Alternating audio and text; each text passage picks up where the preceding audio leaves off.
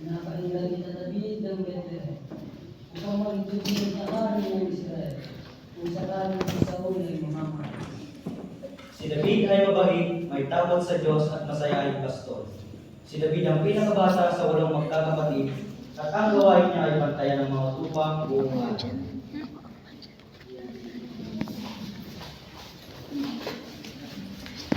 Sa pagkakataong ito, mayroong dalawang pangkat na magkahigwaan sa isa't isa. Ang mga Israelita kung saan nabibilang ang magpapastol ng tupa na si David.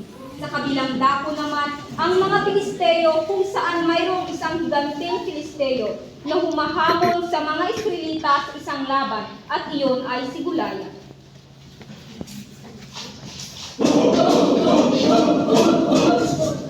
Kung sino ang lalaban sa akin at mananalo, magiging alipin ninyo ang mga Pilisteo.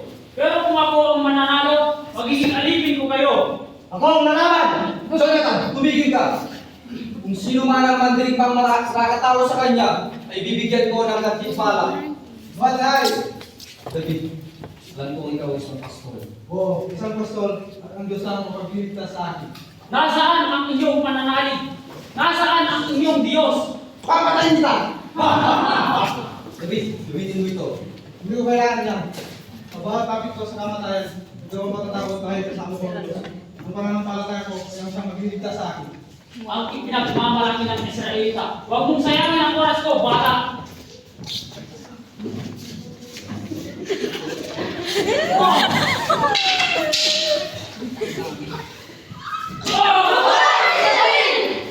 Uwan!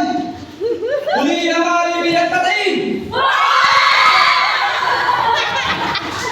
David, ligtas mo ang aking kalayan. Luburi kita.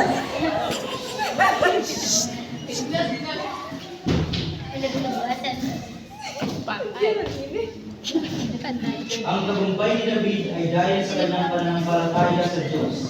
Si David ay tunay na magiting alagad ng Diyos. Ito